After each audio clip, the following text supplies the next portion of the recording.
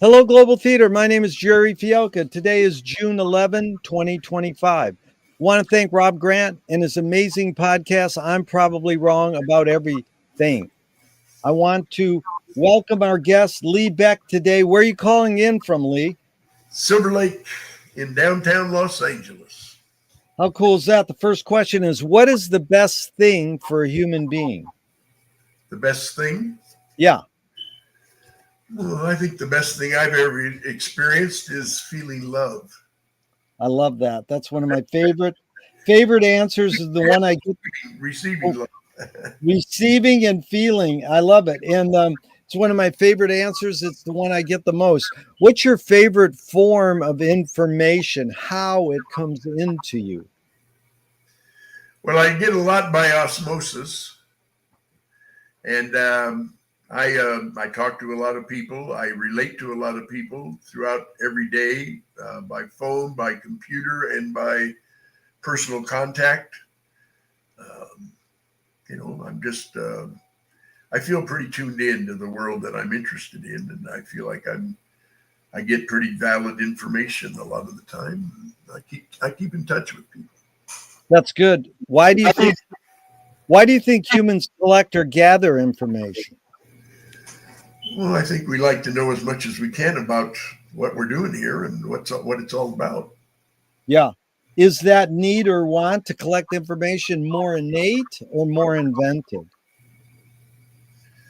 Well, I don't know. I think it's probably balanced in some ways, depending on a person's interest or goals and so on. Yeah. Do thoughts create emotions? I think so. Yeah, of course, and vice versa. Yeah. Indeed. Fill in the blank, Lee. I don't know what I think until I. Until I think about it. Yeah. Well, McLuhan says, I don't know what I think until I say it. Joan Didion says, I don't know what I think until I write it. Can humans think without language?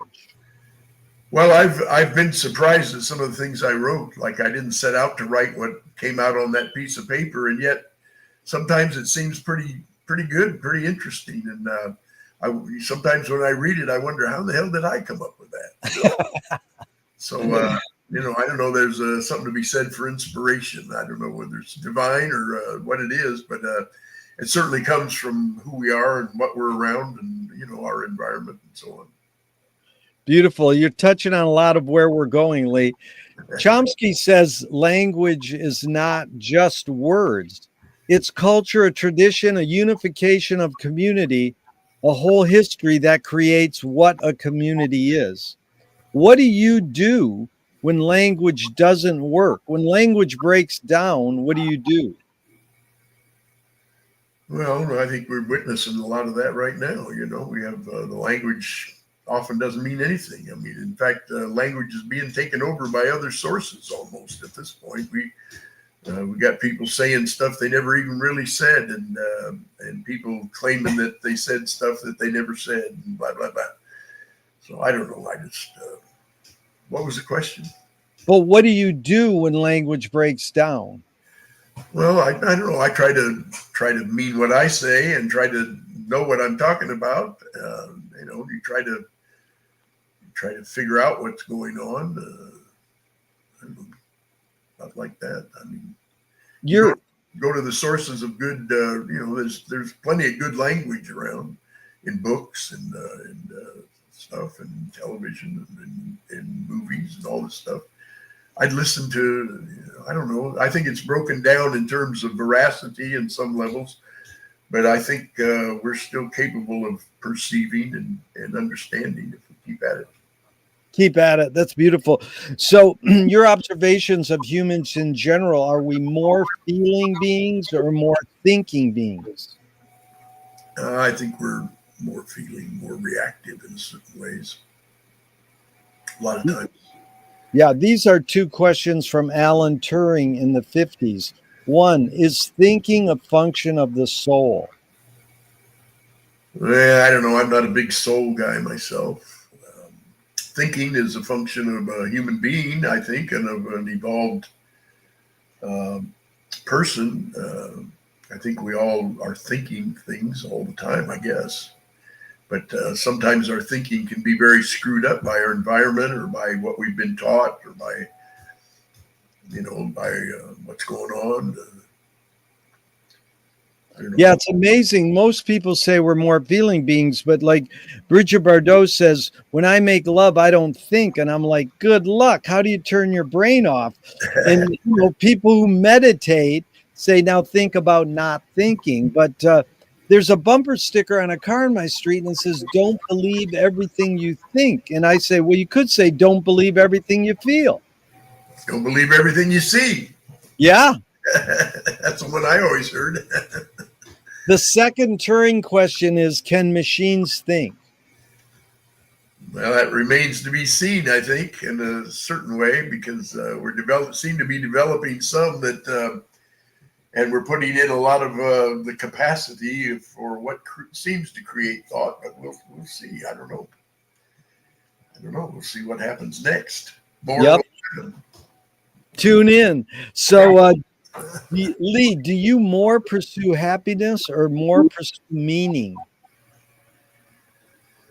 Well, I don't find them separate that much. I find them if it doesn't have any meaning in it, I don't get very happy about it. I like things to mean something to me, and people and things and life. I like it to be meaningful as much as it can. I mean, there's a certain point at which it's maybe totally meaningless, but for me, in the moment in my life, I like to give a shit. Amazing, because Viktor Frankl wrote a book, Man's Search for Meaning. He says happiness doesn't tend to last, meaning tends to last. Would you agree or disagree with that? Well, I suppose the things that you really mean something to you, they stick with you, and happiness can be fleeting. Sometimes you're happy, sometimes you're not so happy. Yeah. So I guess there's a truth to that. Yeah. Does the brain more detect consciousness or create it? Like, is consciousness there bubbling away and we're more so detecting it or more so creating it? That's a good question. I have no idea. I think it's bubbling and creating all the time. So I don't know. It's hard to say what the influences on it are. I think there are influences that we don't even understand, that all around us and are coming at us, or we don't know exactly what's going on. Just like an ant or a bug doesn't know that we're looking at it. We don't know who's looking at us or what's looking at us or what's going on that much. We think we do. We have all these theories and ideas and beliefs, but I don't think it's good to get too sure about what's going on. It's good. Keep good, but I mean, it's not. I don't find it fruitful to be the guy that knows exactly what's going on. It's a beautiful attitude. It's Lily Tomlin said, "Reality is just a collective hunch." So, I welcome people saying, "I don't know, I can't answer that." There's no problem with saying that, and also rewording the questions, telling stories, anecdotes, in tangents. I'm for all that. You don't have to quote answer the question. We're just here to have fun. So what's fast, speed of light or speed of thought? Say what? What's faster, the speed of light or the speed of thought? I don't know. I have no idea. They might be the same in a certain way. Right. Yeah. Enlightenment. So Audre Lorde, the poet, said you can't dismantle the master's house using the master's tools. Her colleague Yvonne Rainer said, "Oh, you can if you expose the tools." What new tool do you suggest?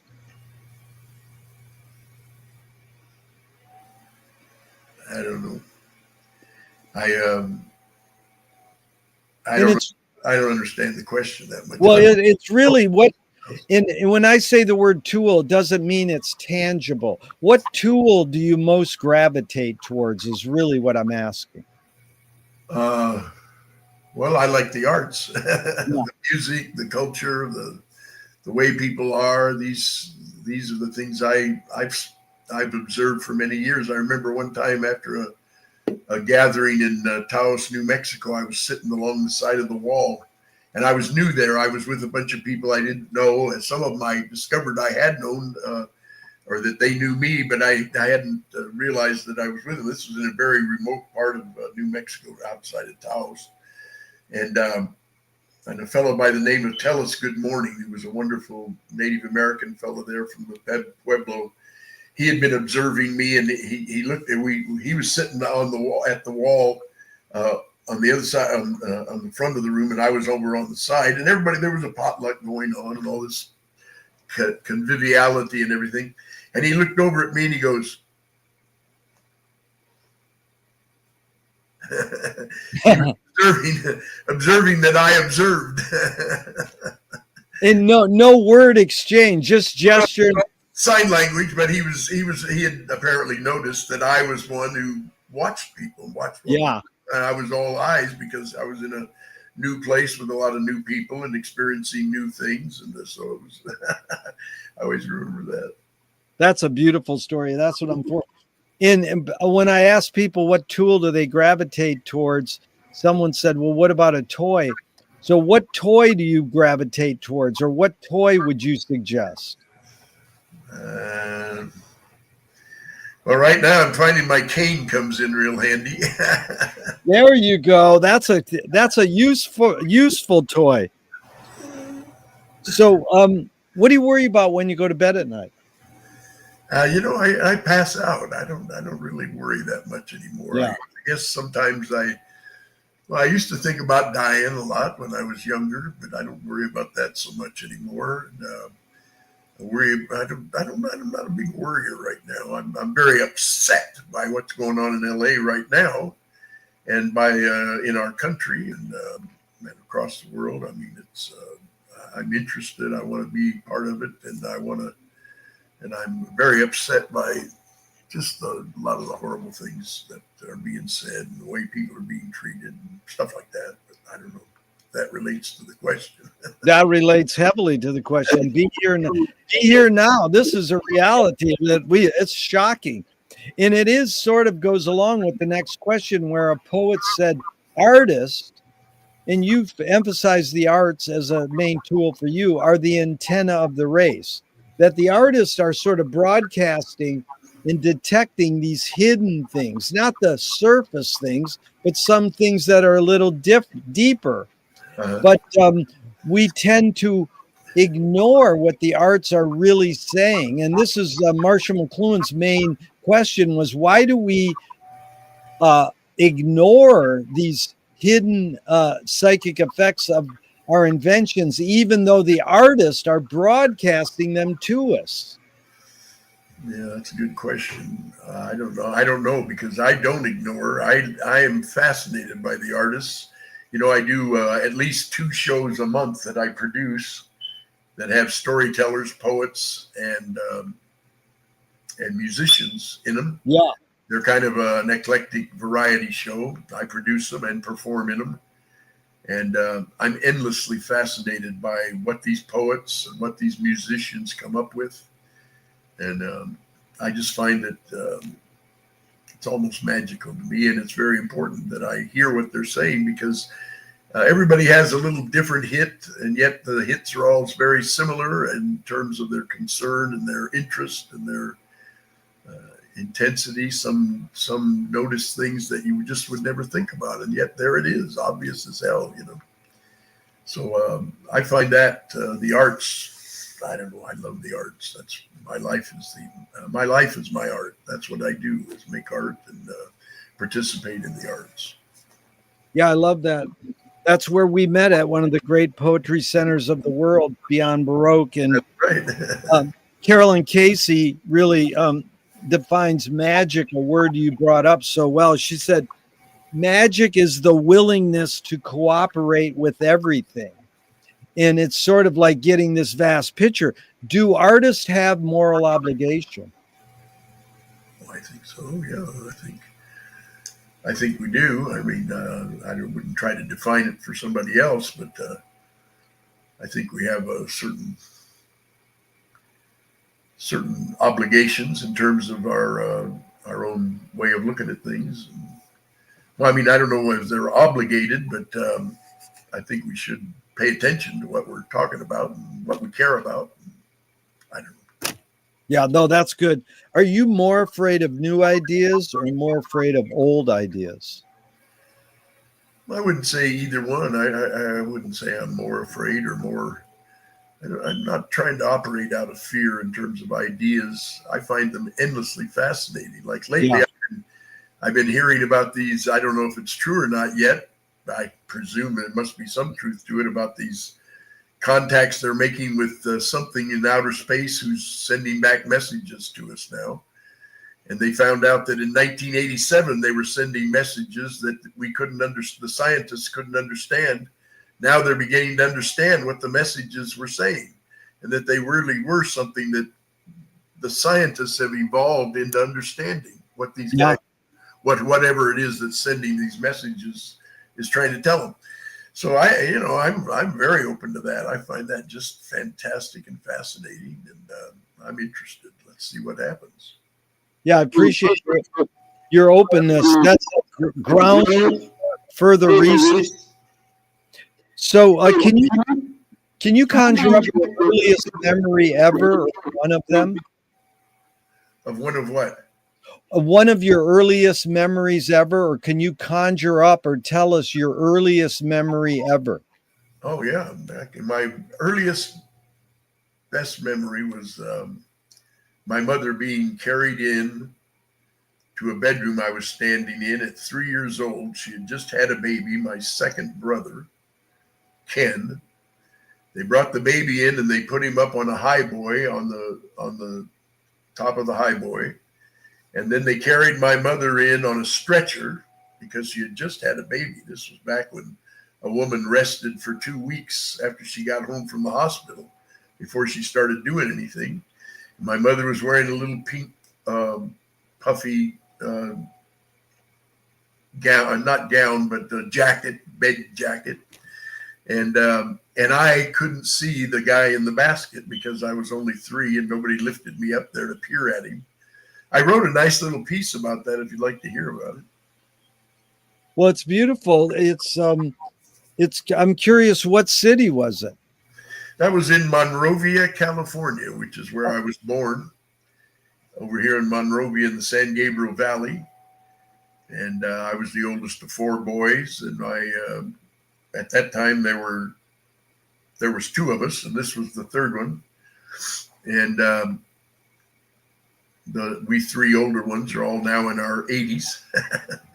And he was put up there on that highboy, and I wrote a piece called Highboy, which is all about how I tried to get up there. And I said maybe that was the reason he and I kept in touch all our lives, because when I was a young preacher traveling across the country, we'd write letters, and he traveled with me quite a bit. And we wrote letters.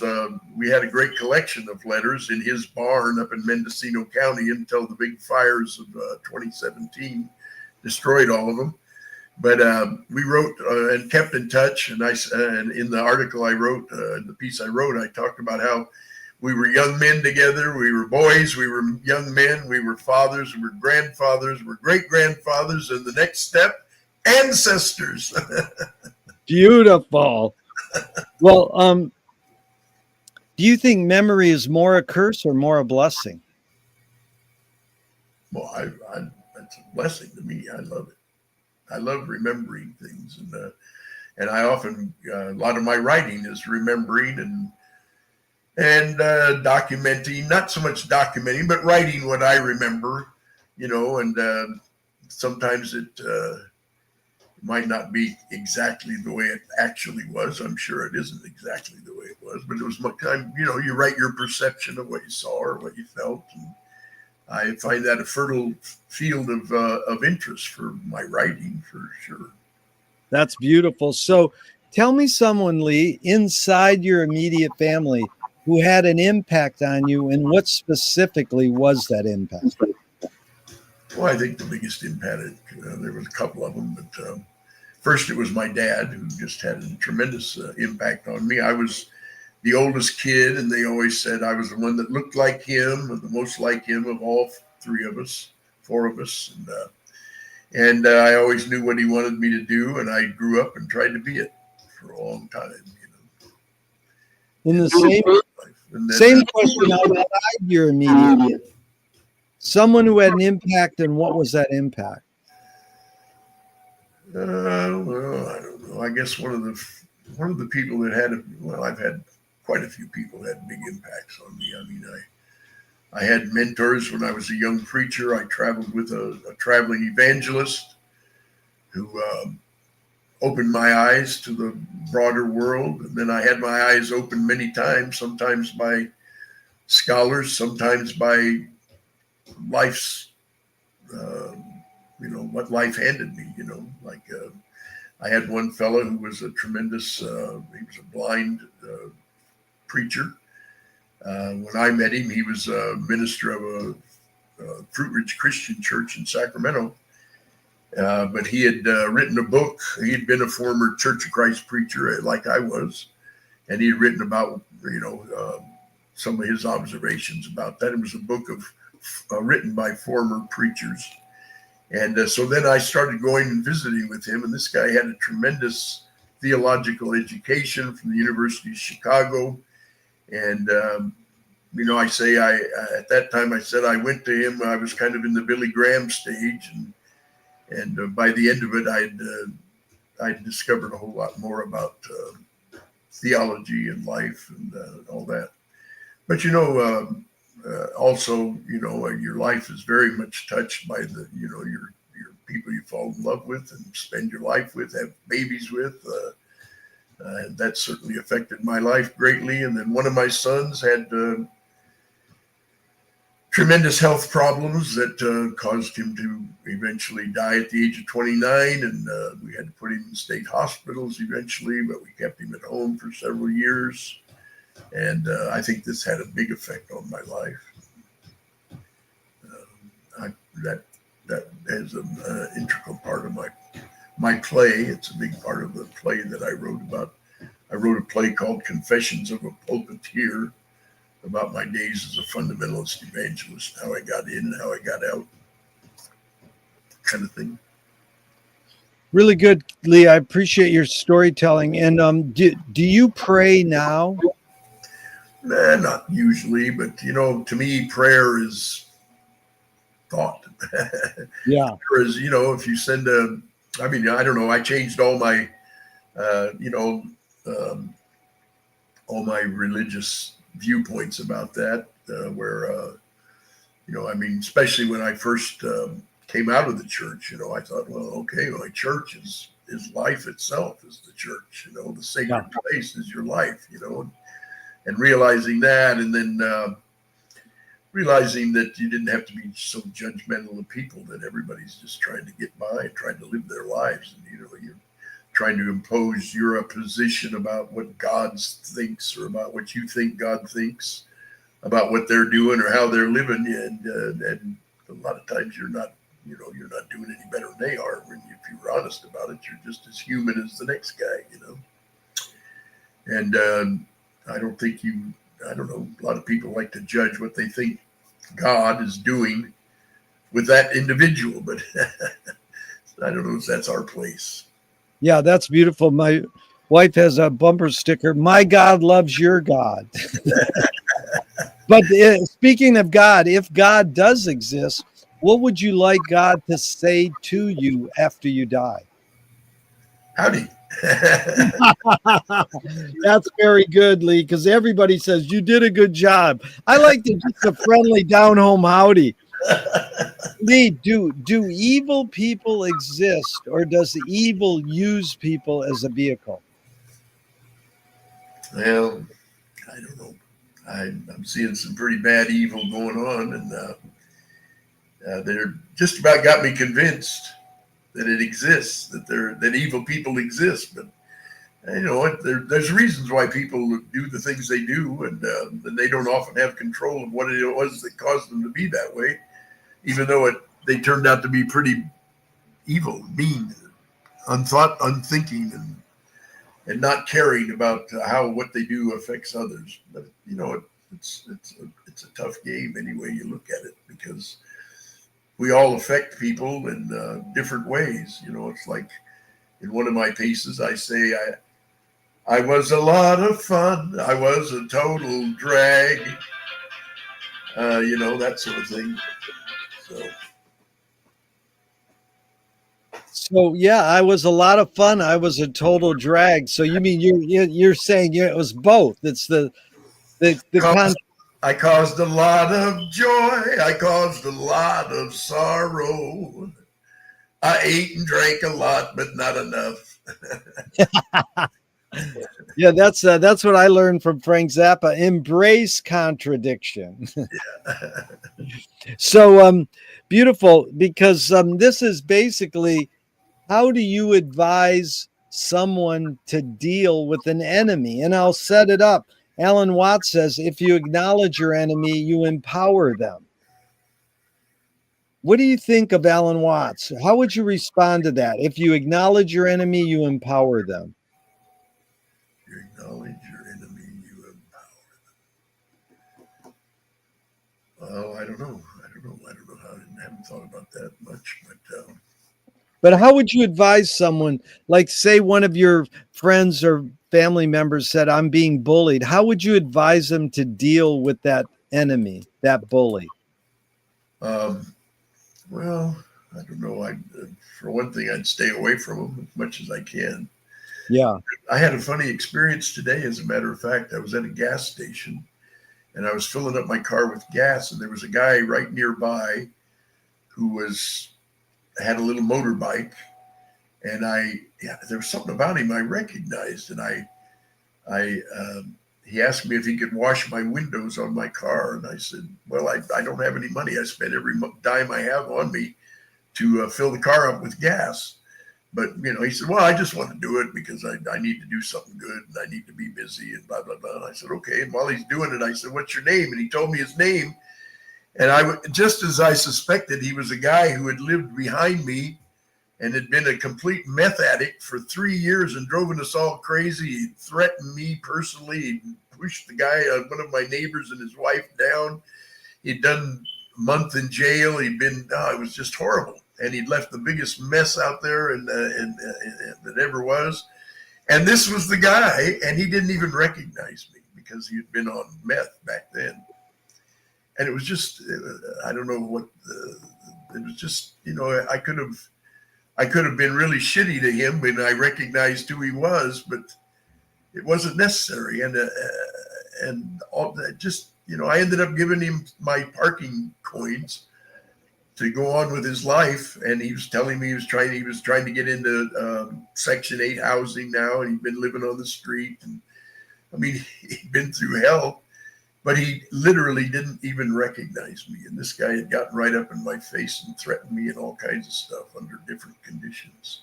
Wow. So, I think sometimes you can overemphasize people's antagonisms and wickednesses, like, I don't know. I had fantasies of Donald Trump being a really great president to the people at one point. Just think, wow, what an opportunity to do something nice for people, And maybe parts of him he thinks he is. I don't know what he thinks, but yeah, it's like the anthropologist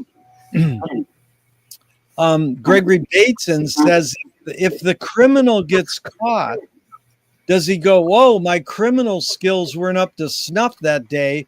Or does he go, oh, I did something morally and socially wrong? So the basic question, Lee, is, does punishment work? Well, I think so. I've worked with I don't know what works or what doesn't. I think sometimes it does work if you give people time out, if that's punishment, or if you put them in incarceration for a while, sometimes and get them new training and new education. Sometimes they can turn their lives around and they couldn't have done it without that kind of help. Yeah. And I think a lot more could be put into that line of thinking rather than just pure punishment. I know people are always eager to punish the criminal and punish the bad doer.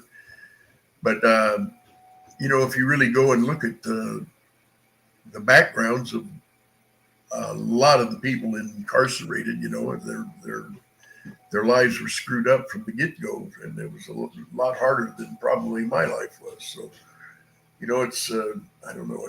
I try not to be that judgmental if I can. Yeah. Well, it's interesting. The actual action of what they do is in some ways separated from who they might be or who they might become. It's interesting, Lee, to me that you went from years of preaching to years of storytelling. And William Faulkner said sometimes the best fiction is more true than journalism. Why do we have to recreate things in order to get them? Why do we have to go to a theatrical play of people acting out life? Why don't we just live life? Well, I think we do live life. We are living life. But sometimes there's things we don't notice and things we don't know about or we haven't noticed or they haven't just been put in a certain way that means something to us. I think people like to go to theater because it lifts them out of their own reality and puts them into a space where they can just be there and think about these things without being threatened by themselves or their enemies or their bad thoughts or whatever. It's I don't know what you'd call it. You're lifted out of your reality into just a moment of freedom through the arts. I think you listen to beautiful music. You see a good play. It deals with a lot of issues that are swirling around and gives you maybe a fresh perspective or verifies your old perspectives or you see ways that people can or could relate that maybe you're not doing. And I think the arts are essential to speaking to us, and it really pains me to see the arts under attack even now. Well, it's huge, and you're persisting through having your twice a month gatherings, so we can still do it on the grassroots level. That's the important thing. Well, that's all I've ever done. That's the only way I've ever done it. I mean, I've had a few little grants here and there, but basically, I've worked a job and done my art most of my life. I painted houses. I was a union organizer. I did a lot of different things, and still managed to come home, eat dinner, go rehearse for 3 or 4 hours, and do a show every once in a while, or do something, within the arts, which is my goal in life, to do things. That's beautiful. So this is exactly about that, your callings in life. What was the tipping point for you to pursue preaching, and what was the tipping point for you to pursue performance art and storytelling? Where did you go, oh, I can do that? Where's your tipping points for those two main callings? Well, of course, I knew I could be a preacher from the time I gave my first talk in church when I was 12 years old. And by the time I was 17, I was touring around Northern California, going from church to church preaching and being called there to preach by the people there because they liked the way I preached. I had the gift to gab. And my dad was a serious guy in terms of the church. And so I took it seriously. So, that and the fact that when I got out of high school, I was offered a full scholarship to a Baptist college. And I was advised that it would be dangerous to get a liberal education. So and I knew that would be the advice that I would get. And so I immediately decided I would travel with a mentor, an evangelist. And this was a custom in our church as well. So I traveled with a preacher for a couple of years, and then I struck out on my own. But did you study acting or storytelling or performance art in college or any setting, or you're self-taught? Well, I don't know. When I was 10 years old, I was invited to MC the May Day assembly at my school when I was a kid. And from then on, whenever there was something like that going on, I was the guy that they asked to MC it or to perform in it. And by the time I was in high school, I was improvising sketches, comedy sketches. I could make my entire student body crack up. I worked with three other guys. We had a little quartet. We did music, and we were beginning to get into satire. It was right around the time of the beginning of the folk music craze in the United States in the early 60s and late 50s. And so we started doing some satire, Mad Magazine and all that stuff was very appealing to us. And we got into satirical stories and stuff. And we had fun with that, which was very outside of my religious upbringing. But I got into it. I enjoyed that so much, and I never forgot it.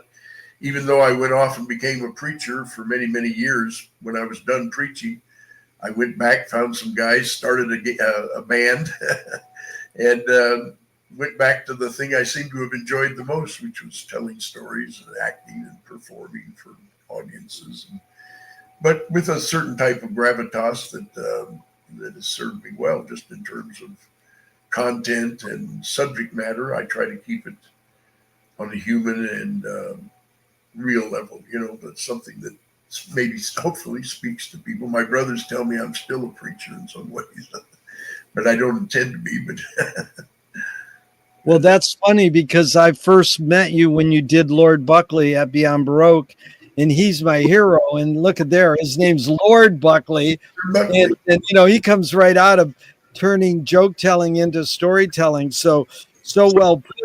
But like, Lee, when you wrote your play, one of your plays, how do you process this question? A screenwriting teacher told me great art is when you can clearly see the intention of the maker. Stanley Kubrick says the opposite. Great art is when you can clearly not see the intention of the maker. What role does intention play in your creative process when you're writing a play or a stand-up performance art piece? Oh, that's interesting. Yeah, intention. It's. I guess my intention is to speak to reality, to life, to what people care about, to what we care about as human beings, or the values that we that seem to propel, that make life sweeter and better. Yeah.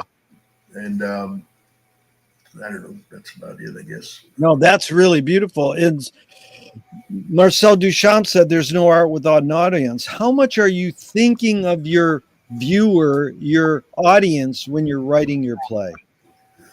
Well, I know a lot of the stuff that I wrote when I was writing it, especially my play, I was thinking of my grandchildren, because I kind of wanted to leave something that they would be able to read when they grew up. I don't know if they ever will, but something that they would read and that they would, have, so that they knew what my story was. And then, of course, as I got into it, I discovered that there was, because I had come out of fundamentalism and found a new life, I discovered a lot of people who have done that. Now there's whole YouTube channels dedicated to the people who have done the same, pretty much, and whose story is very much like mine. And of course, when I performed my play, I had a lot of people come up and tell me that they too had been raised in fundamentalism and blah blah blah blah. And there's a thread that runs through, whether it's fundamentalism in religion, or fundamentalism in scholarly pursuit, or fundamentalism in politics, or I noticed when I first came to LA and started really becoming more active in more organized politics, because I always been, I was very much marching against the war in Vietnam and supporting the guys who burned their draft cards, and I was in some of the very first demonstrations in Sacramento against the war and all that kind of stuff, because of my experiences in the South as a preacher. I think I was hip to this more social, and certainly the civil rights movement. But I don't know, what was the question again? No, you covered it well. It's beautiful.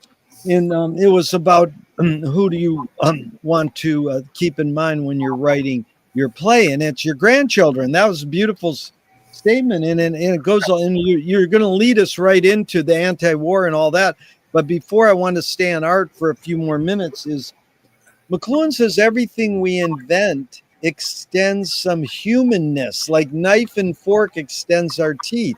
The shutter in a camera extends our eyelid, and maybe even like non-tangible religion or philosophy extends consciousness. What does the writing utensil extend for you? It's a tool you use, whether it's a keyboard or a pencil.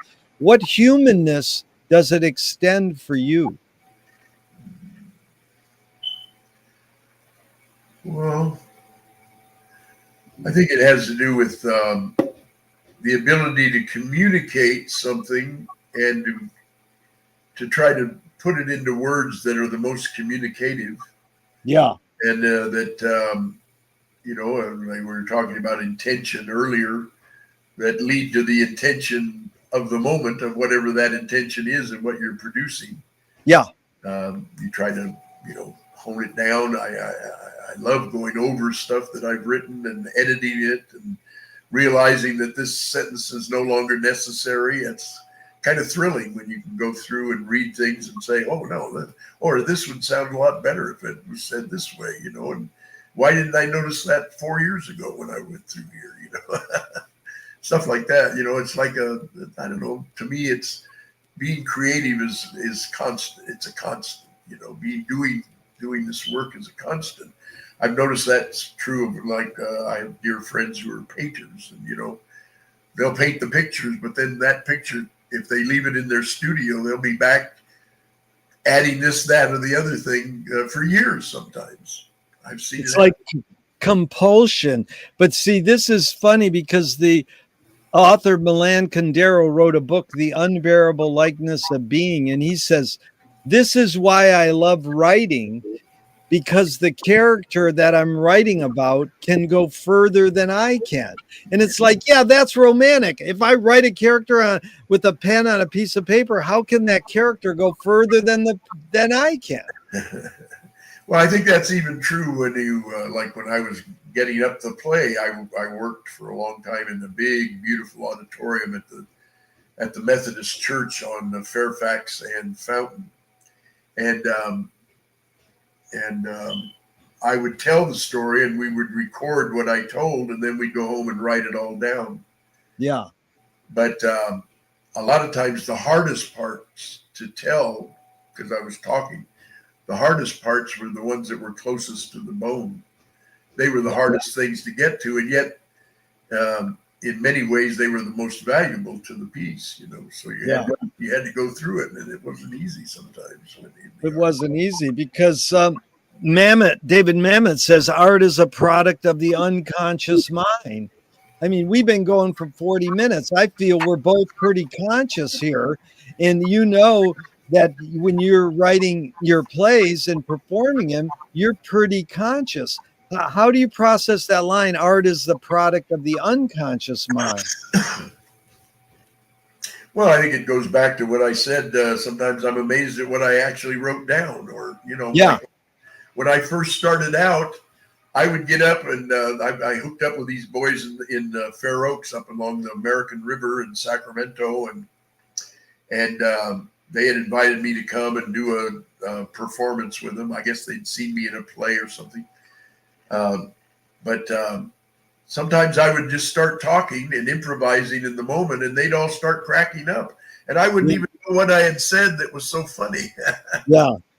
And one of the guys said I had Okie karma, which I didn't even know what that meant. But the idea was that sometimes because of who you are, you're saying and doing things that people haven't always heard or aren't that interesting, they hadn't thought about it the way you might put it, just because of, I experienced that myself. That sometimes I put things in ways that people hadn't heard before, or that they hadn't thought about it that way before. And that was encouraging, Beautiful.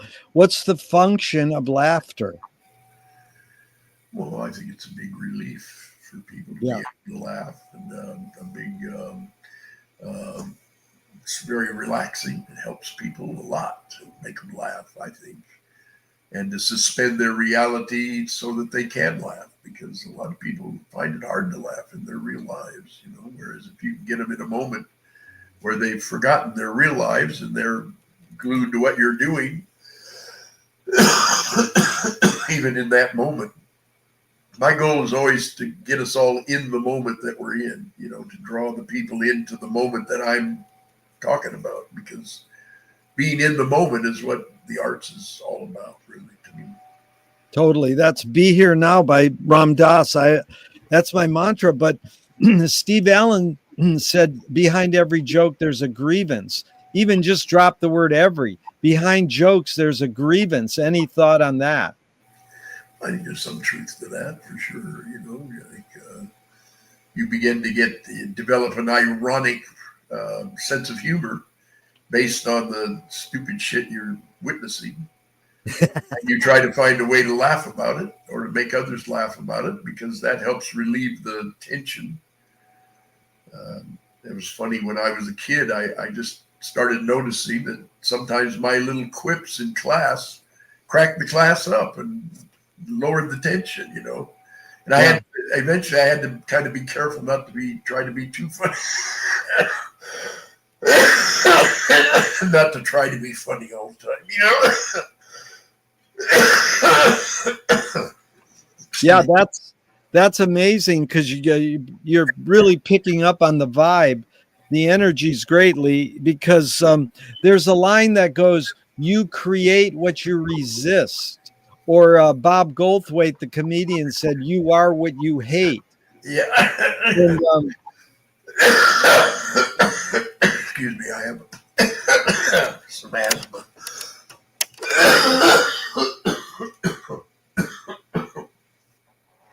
Sorry. no worries. If you need to drink water or take a breath, that's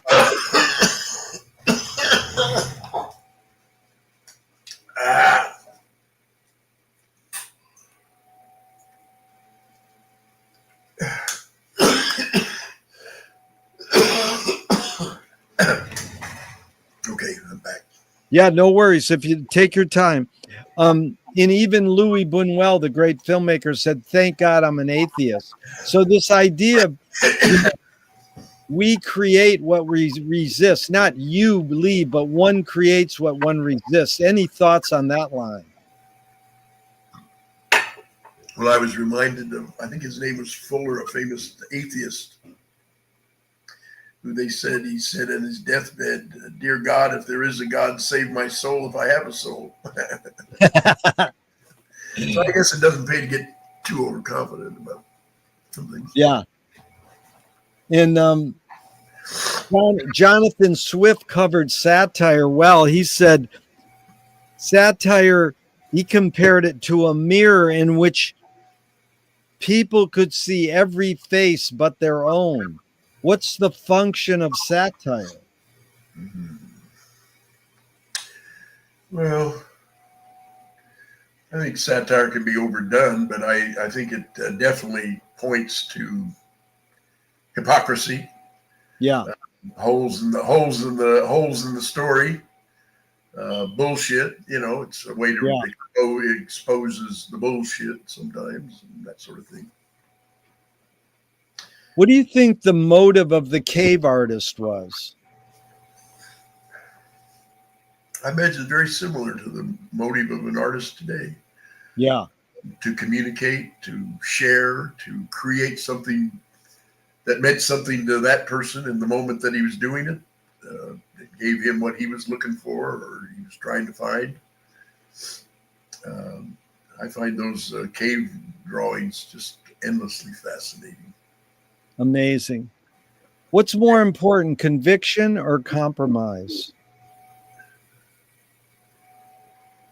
Well, I think that would be an existential question. I mean, it depends on the situation that you're facing. You know, sometimes it's better to compromise. Sometimes it's better to have lots of conviction. Or even if you have conviction, you can compromise you can have conviction and compromise at the same time. I think. Yeah. I don't think they're opposites, really. Yeah. You've accomplished a lot in your life. How do you rate these three elements: luck, skill, and ambition? What played the biggest role, second and third? Uh, Luck, skill, and ambition. Well, I don't know. I don't know. I don't know as I've been very ambitious. I mean, I've been really.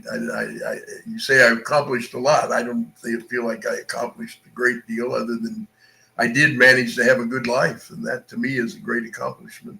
That's way important than anything else. If you can say you had a good life, I mean, what you have a positive attitude. Did you get that more from the way your parents raised you, or more on your own? I think I got it from my family. My grandmother was a very positive force, and my mother and dad, they were not people that sat around and were depressed. They were not depressive type people. They we had fun when we were growing up. We enjoyed it. We had hard times and stuff, but there was just a lot of love and a lot of enjoyment. And we boys never wondered if we were loved or not. You know, I think that was an important factor that helped to create a more positive attitude. I notice all my brothers and I have basically that kind of an attitude, and I think it came from our upbringing, our family, our sweet parents, that kind of stuff. I so much agree. I think that if you don't have dreams, your dreams don't come true, and it's all about having look on the brighter side of life will help. That's what why not? Why wouldn't you be positive? But Brian Eno just put out a book about art, and he said, because you say fun, have fun is totally my mantra, and in the word playful, being playful. Brian Eno says, play is how children learn. Art is how adults play. I think that's good. Yeah. Yeah. T.S. Eliot said, poetry is outing your inner dialogue. What language is your inner dialogue in? Well, I guess in some ways, I think there aren't words for it. In some ways, for your creative impulses, you have to find the words, but you have the creativity. You want to say something, but you got to find what it is you want to say or how you want to say it. Yeah. So I find it's part of the kind of a process, kind of an amalgam. Well, it sounds like this great filmmaker in New York. I says, what language is your inner dialogue in? And she goes, I wish I knew. and I think what you said was, what language is your inner dialogue is it's searching for words. That is, yeah. So do you think it's more self-expression or more we're a vehicle for this art? Like, Jonas Mekas said there's no self-expression, and Cecil Taylor, the great jazz pianist, said, I'm just a vehicle and this stuff just comes through me. So is art making more self-expression or more you're a vehicle for whatever like technologies, cultures, and environments are dominant? Yeah. Well, I don't know. I already spoke to the idea of you wonder where these words came from or where this stuff you wrote sometimes came from. You describe it, you put down on paper what you're thinking in the moment, but then sometimes you come back and look at it and say, wow, how did I come up with that? Where did that come from? So I don't know. I think there's a balance in there somewhere, but I don't know somewhere. Yeah, it perfectly. But Lee, can art making be egoless? Well, I don't know. Maybe. I think on some levels it is, but if you care about what you're doing, then you have to have a little bit of ego in there, and you also have to, when you're creating something, that you want it to say what you want it to say. You don't want it You don't want to be saying things that make you look like you don't know what you're talking about, for example, or that you come up with something that's irrelevant or uninteresting, or that sort of thing. So, anyway, I guess that's the answer. Well, Galia, you led perfectly into Leonard Cohen said, the only way you can sell a concert is if you put yourself at risk. And if you don't do that, people know. So what role does risk play in your creative process? Well, I noticed that among people who don't perform, but still attend, there's a certain admiration of the person who has the guts to stand up there and expose themselves as we do when we get up and give one of our poems or one of our articles or one of our, or even one of our songs. Takes a certain amount of courage there. Although I always have felt that other people thought it took more courage than I felt like it took, because I don't know. I just always, that's just what I do. That's who I am. I'm somebody who, if I think of something, I'm not afraid to express it. It seems like a lot of times, although I have had times when I couldn't think of anything to say, like I just, when I first came here, I had a bunch of routines. I was going to, I was thinking I might go into comedy or something, but I just couldn't think of a thing that was funny for a long time. I just felt stymied. And really, when I quit worrying about that, then things started happening, and I started rehearsing and just working. And I often say that sometimes working out the worst things that you come up with, you have to wade through them before you get to the good stuff. A lot of times, Yeah, that's Mike Kelly said, art is making your problems other people's problems.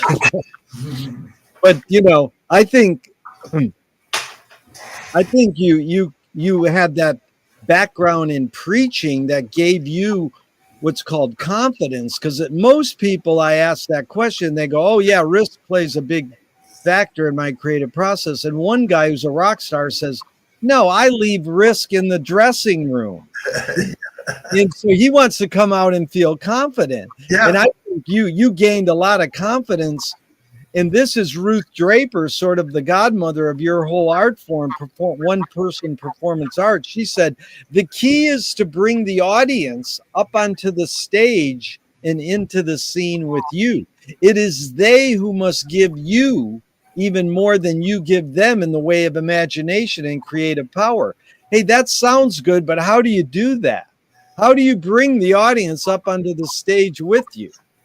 I don't know, because, I think there's a lot of truth to the fact that, preaching like 50 nights in a row, coast to coast and cover to cover, you get to where you can relate to your audience and draw them into what you're saying. You learn to, my goal in those days was to convert people from not being Christians to joining the One Cup Church of Christ, So my goal was to, get them to hit the aisles during the invitation song. And so that to feel some kind of conviction about their life, to, somehow, affect their emotions or their feelings about life to the extent that they want to do something that they hadn't done before to make their lives better, or at least better according to what I was telling them. But I mean, it wasn't, I never felt like I was a charlatan in doing that. A lot of people say, oh, you were a preacher. I had a guy. I found out later he was a fundamentalist evangelist fleecing the people. Well, I don't feel like I fleeced anybody, because in fact, I don't think I would have ever gotten out of it if I hadn't been very sincere about it and cared a lot about it. Yeah, I think it had been just talking with you. It goes back to how your parents raised you, and with your brothers, is to be grounded and sincere and honest and truthful. Yeah, those were the messages I was getting as a kid. Yeah. But when you said, the anti-war movement and you're raising your consciousness just on the doings of the politics and, the world in general, Utah Phillips, a great folk singer said, anarchy is making rules for yourself and not other people. Who's entitled to make the rules? I think there's some truth in what Utah said. I don't know. When I first went to the South, I knew very little about the conditions that were. I mean, I'd heard about conditions in the South, and I heard about slavery. Of course, I knew about that, but I didn't grow up around African American people or black people at all. I didn't. There were no black people in the school I went to, and so I was pretty naive when I went into the deep South and found the shocking situation down there of the way people were living and the way the conditions and the lack of funds. And eventually I was, I was in Atlanta, Georgia, the day that Medgar Evers was shot down. Wow. I had my kid in the hospital there, and while his kid watched him get shot down in the driveway, I was, I started a black church in the South with a black preacher, not because I was trying to be a civil rights movement, but mover, but because that was what I had been sent to the South to do, was to convert people. And a black guy had come to my church and wanted me to start a church with him out in the country. And I got a guy who was a really wonderful preacher, a black fella from who had been I'd met in Samson, Alabama. He came down. We got a tent from San Antonio, Texas, and we put it up, and we had a wonderful gospel meeting. We spent 2 weeks, he and I, driving around this town in Florida until we were so close that people started talking about tarring and feathering me and running me out of town on a rail. One guy told me about, he showed me the tree where the last lynching had been in 1937, right there in that Quincy, Florida. And I got a crash course, and I found out what my own racism was all about, and my own, visceral racism that because I was a white guy raised in this country, you have where I came from, you just were viscerally a racist, and I had to work hard to overcome that kind of stuff, My grandfather was a Ku Klux Klansman. My father, as a child, and his brothers, they were the boys sent out to light the fires, light the crosses in the 20s here in LA. When, by the way, KKK was very big and very, a lot of that sort of thing going on right here in Los Angeles back then. Well, I appreciate your honesty and laying your cards on the table. And the beautiful thing you said, Lee, that I got out of that was you had self-revelation. It came from, within. You realized it by having your eyes open. And the funny thing is that Utah says anarchy is making rules for yourself and other people. When you break the word freedom down etymologically, it means just that, giving oneself one's own laws. So what does freedom mean to you now?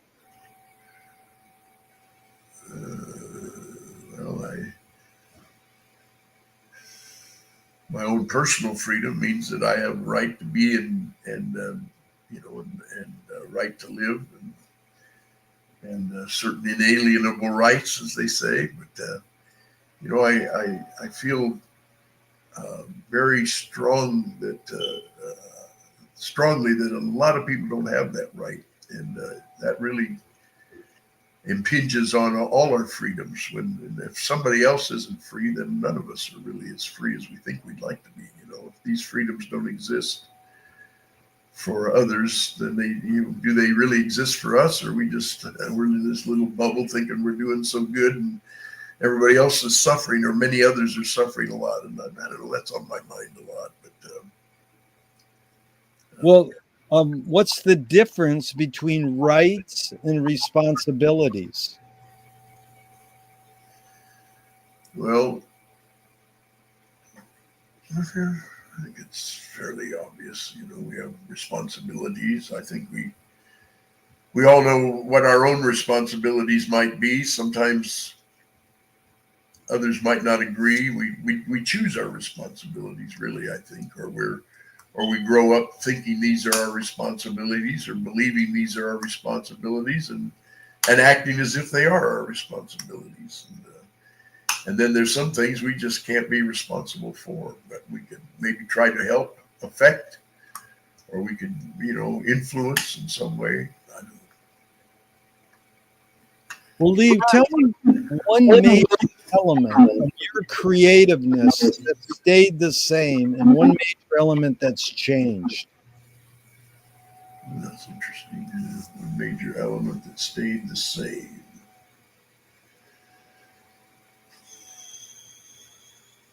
I think as far as just something that stayed the same is just my interest in people and my enjoyment of people and of life itself and of family and loved ones and that sort of thing. That's been very consistent.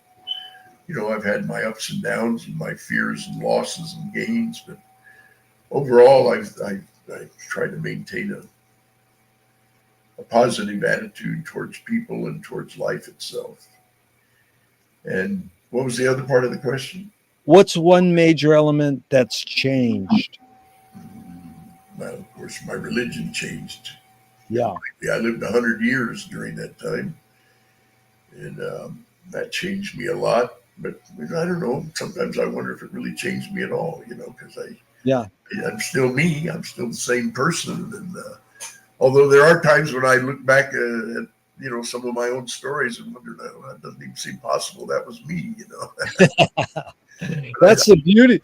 The beauty is realizing that we're constantly in flux. Yeah, not only that, but if we're trying and we're paying attention, we might even be learning something, growing a little bit, and learning how to handle things better now than we did then. Exactly. That's the next question is, how do you turn a breakdown into a breakthrough or rejection into a redirection? Moshe Feldenkrais works with healing and movement. He says it's literally possible to identify a weakness and turn it into a strength rather than where you're normally taught to overcome a weakness. Tell me a weakness you turned into a strength. Well, one thing that I notice a lot in creating, like plays, for example, like I did a lot of creating plays with Marlene Rasnick, who was my theater partner and my wife for 21 years before she passed away from cancer.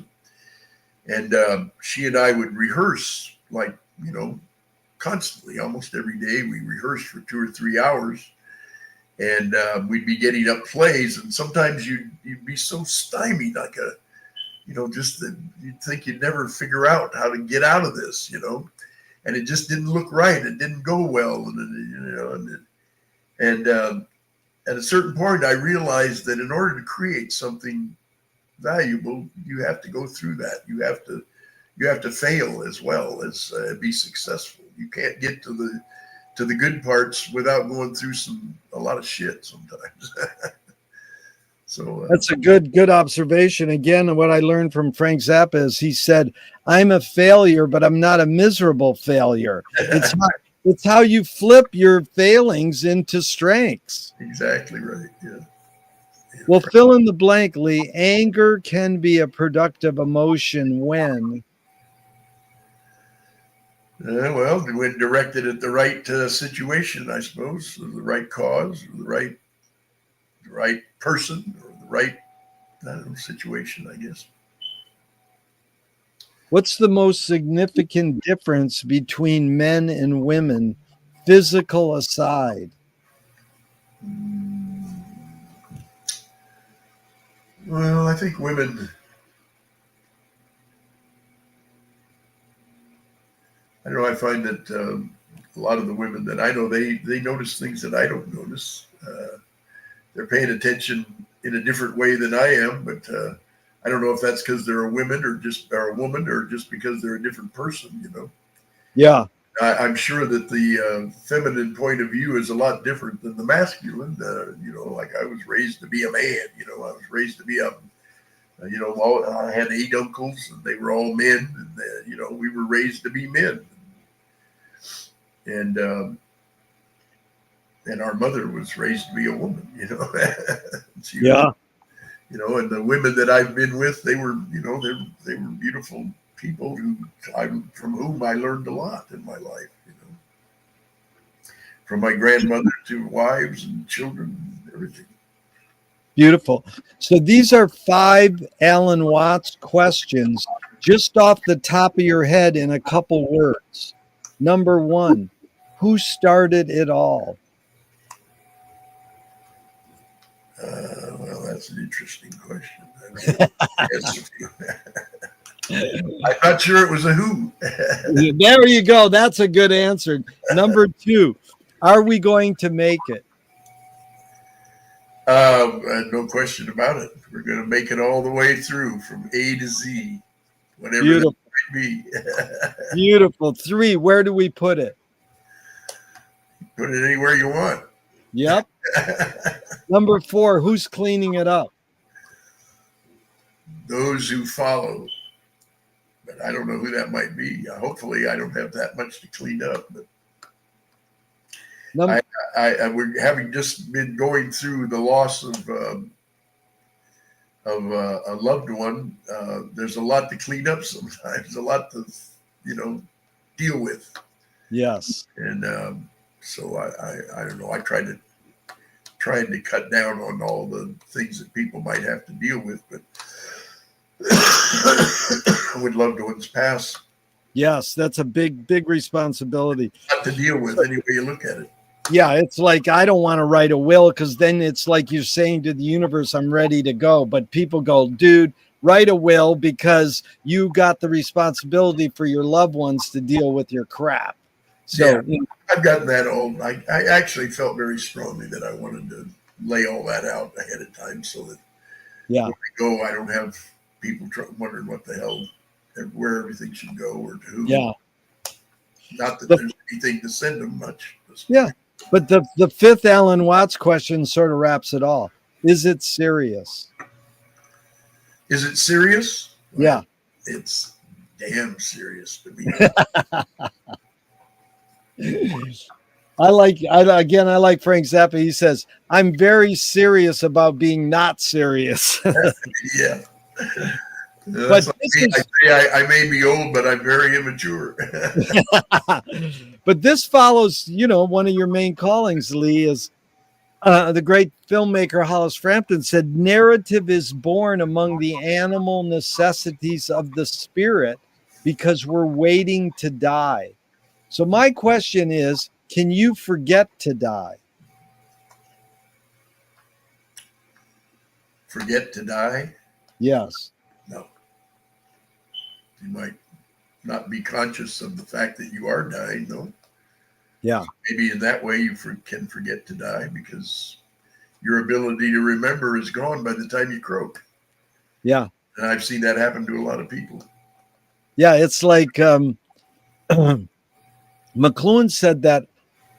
Well, most people don't know when I ask that question, can you forget to die, if I mean it literally or metaphorically. And I say you can translate it either way.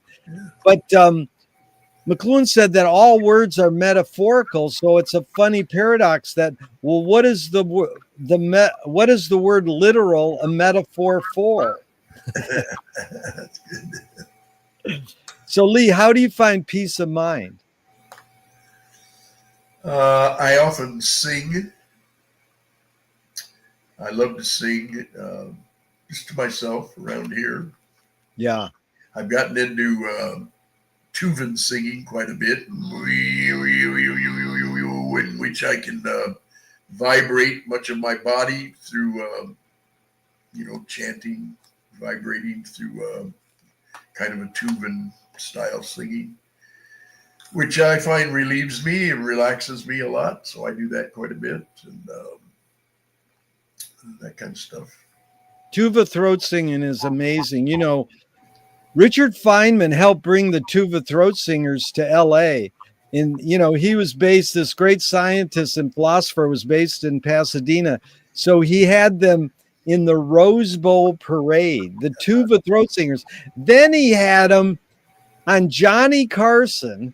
And then he had them jamming with Frank Zappa in his studio. And so we went out to Pasadena and saw him sing free in a park once.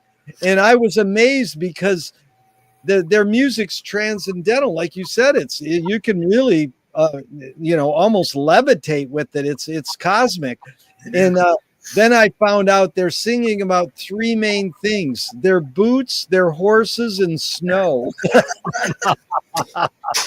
I know.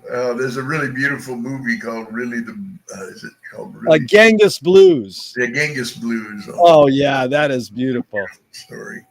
Yeah, and that got me into trying to learn how to do it. So for months I was going around here going, trying to get to where I could. And then a young woman friend of ours came by one day, and she had been doing the same thing, and she said, just try to make the same amount of sound come out of your nose as your throat. And for some reason that did it for me. All of a sudden my throat, my sound dropped down. I mean, I can't really do it like those really great tubing singers, but for me, I found a way to do it that's very relaxing. Sometimes I even use it in performance. It's kind of a little trick that can help draw the audience to what you're talking about and that sort of thing. It's beautiful, Lee, because ironically, in 2 days, we're going to celebrate James Joyce's Bloomsday at Beyond Baroque. And one of my favorite friends and performers is going to be doing tuba throat singing. Who's that? His name's Sam Wilson. He's new to town, and he's just a great artist. Oh, great. So what is the show you're going to do there? It's a celebration of the day that the novel that James Joyce wrote called Ulysses, it's based on a one-day affair, and it's called Bloomsday. So they call it Bloomsday. It's celebrated worldwide. Yes, and I've done shows about it. And we're doing it on Sunday, the day before officially Bloomsday. And it's like 3 hours. We call it a psychedelic art party because we show experimental films, we have live readings, and we have music. So it's like basically it's like one of your events. So when are you doing this? On the 15th? It is June 15th, Sunday from 6 to 9 at Beyond Baroque. Yeah, free. And so, spread the word. If you were walking down the street today and you met yourself as a 12-year-old, what would you say to your 12-year-old self?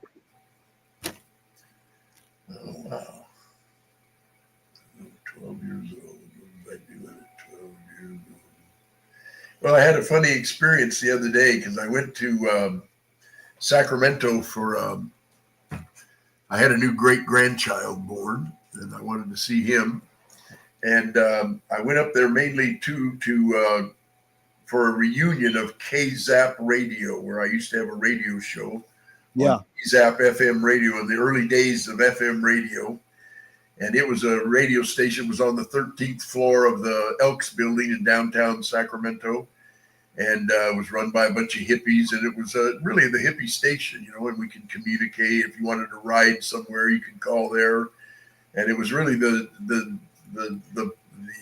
pulse of it. It had its finger on the pulse of the youth of Sacramento area, and played great music. It was the era of great music and all that. But they had the reunion on the street that I grew up on in Carmichael. And I didn't know they were having it there. And I went there. All of a sudden, it was on North Avenue. And as soon as I pulled onto that street, my first memory was of walking barefoot down that street when I was a little boy. And then the actual event was on a court that was off to the left, off of North Avenue. And that court, I eventually realized, had been the driveway to my buddy Mike Poole, who was a kid I grew up with. And there used to be a big oak tree down there that Harry Grothier famously fell 50 feet out of, and was in a wheelchair for several years. And went on to have a great life, and was even in my shows.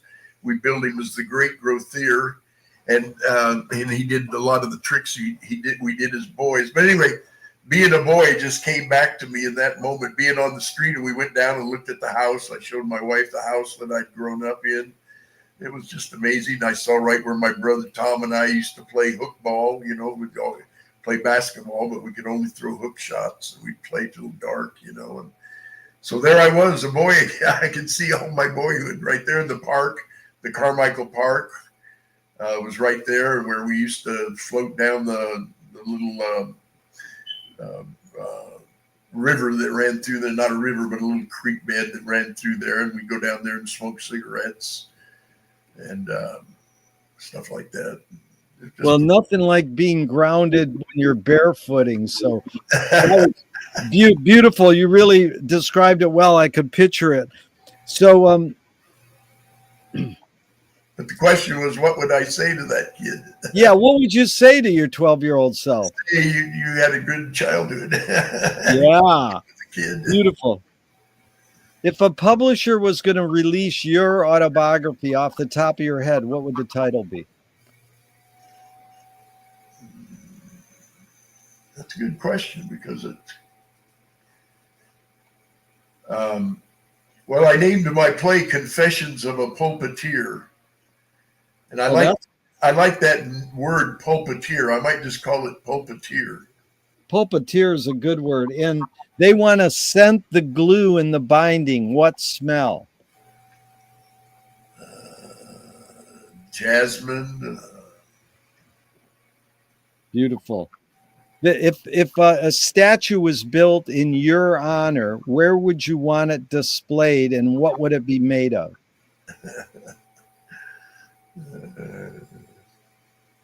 I don't know. I don't think that's likely to happen, but I guess I like French vanilla ice cream. Oh, yeah. So it's made of ice cream. I love that. Now, where do you want it displayed? I don't know, right here in my kitchen, I guess. Okay. Okay, a couple more and we're out of here, Lee. This has really been fun. I thank you so much. Thank you. Tell me something good you never had and you never want. Something good I never had and I never want. Gosh, I don't know. Something I never had and what? It's good. You never had it, but you never want it. I never want it. Yeah. Well, I think seeing everything in the world, traveling around the world. I've been to many places, but there's a lot of places I haven't seen. Yeah. I'd love to see them, but I don't really want to go there. No. See, it's an answerable question. Some people say you can't answer it. If you were in a vat of vomit up to your neck and someone threw a bag of shit at your face, what would you do? I would try to wake up.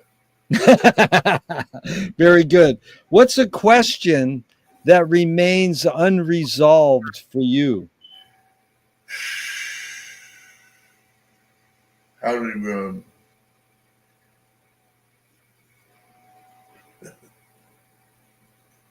I think it's how to turn things around to where people can enjoy their lives more on a much broader level. How to stop starvation, how to get people to recognize that they have this beautiful earth to live on. Yeah. That burning it up and blowing it up and killing each other off is they're not going to get what they could have got out of it. You'd think we would have learned by now. I wrote an essay, Can Art Stop War? And it's like, yeah, we're more hardwired for cooperation than we are for warfare. Yeah, but we don't cooperate for some reason. I know it. We have at various times. We've had more cooperation than certainly we have now. Now things have just gone to shit. But I still hope that and still believe that humanity. They make comebacks all the time. This planet has been here a long time, and people have been here a long time. So, things are terrible right now, but doesn't necessarily mean they'll always be this way, I guess. Maybe for us, but not necessarily for everybody forever. Hopefully. Beautifully.